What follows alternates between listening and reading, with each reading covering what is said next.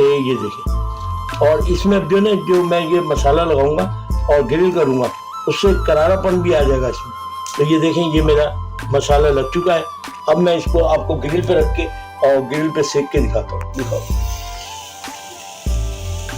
देखें अब ये मैंने ये कर दिया और ये देखें जहाँ जहाँ मुझे कम नजर आ रहा है वहाँ मसाला भी मैंने और लगा दिया। अब मैं इसको ग्रिल करूंगा और ग्रिल करके आपको दिखाता हूँ।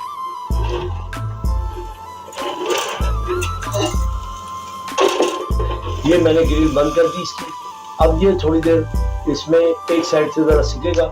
देखें ये मेरा अभी मैंने चेंज किया है और अभी दोबारा इसको मैं चेंज करूंगा।